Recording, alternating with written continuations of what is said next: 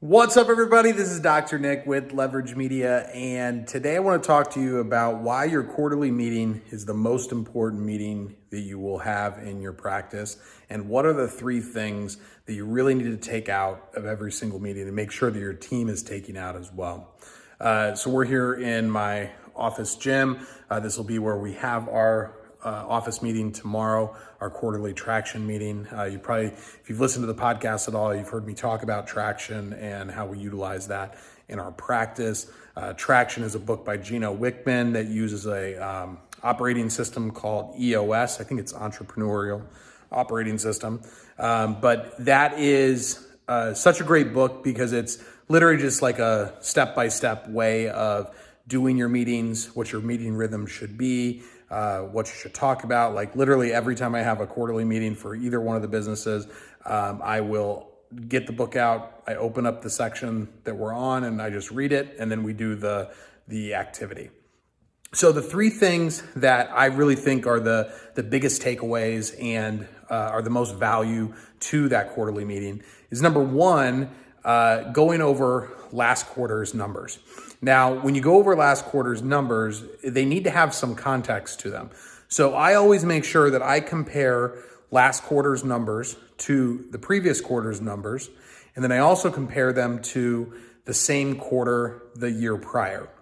So this is quarter one's numbers. So I would compare them to quarter four of 2020, and I would also compare them to quarter one of 2020 as well.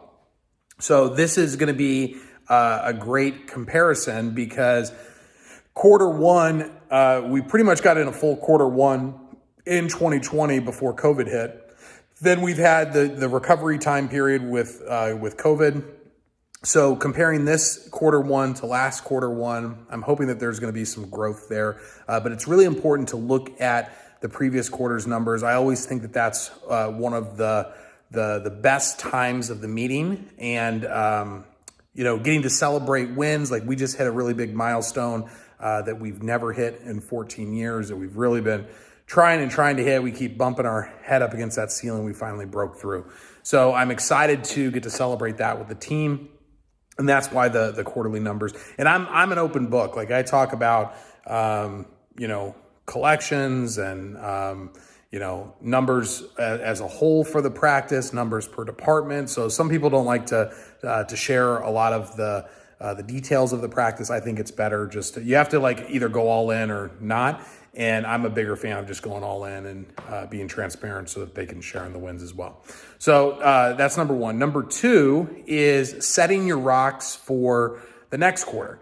So the rock setting process for the traction meeting in the book is to write down what are the projects, what are the things that you have to get done over the next 90 days to move you towards your 1-year goal, which then moves you towards your 3-year goal, and then helps you to hit your 10-year target. So with traction, the process is set your 10-year target. Then where do you want to be in 3 years? Where do you want to be in 1 year? And then that 1-year goal is what really drives the quarterly decisions. So all of your projects should be moving you towards whatever that goal is. And you don't want to set more than 3 to 7, but you want to make sure that you've got things that are really going to move the needle and are going to be impactful to the business. Not just like, let's try to hit 10% more visits.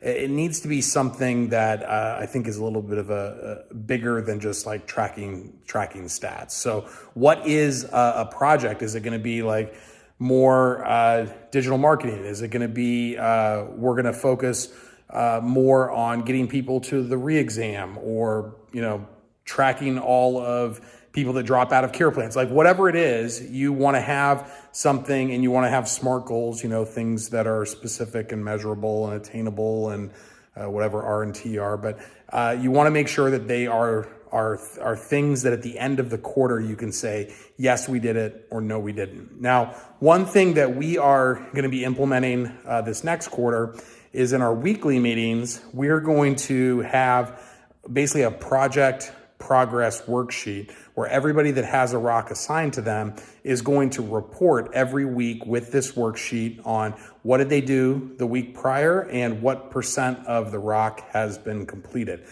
Because sometimes we have rocks that just kind of slip through the cracks through the weekly meetings, and then the next time we have a quarterly meeting, it isn't done. So hopefully that'll help with that. And then the third thing, and this is probably, if you are consistent about your quarterly meetings and your weekly meetings, this part will not be as big of a deal. But if you haven't been doing quarterly meetings, and if you don't do weekly meetings where you deal with the issues solving piece of the puzzle is such an important one. So this gives, even if you talk about them on a weekly basis, sometimes this gives the space to talk about bigger issues that might be going on in the practice. So you've talked about last quarter's numbers. You've seen where maybe you've come up short or where you're doing really well. You've talked about the rocks. When it comes to the issues list, now you can say, all right, well, part of the issue with us not converting people as well is because of blah, blah, blah, blah, blah. But making sure that everybody in the organization is, with a lot of these traction businesses or businesses that do traction, they're much bigger. And so they have like department heads. It's like the leadership team that's there. If you have like 26 people in the organization, you wouldn't have everybody at your quarterly traction meeting. When you have 5, 8, 2, like everybody's involved. So being able to have the whole organization there to where you can talk openly about like, hey, what's going on? What can we do to solve it? You as the leader are there and you're being empathetic and you're listening.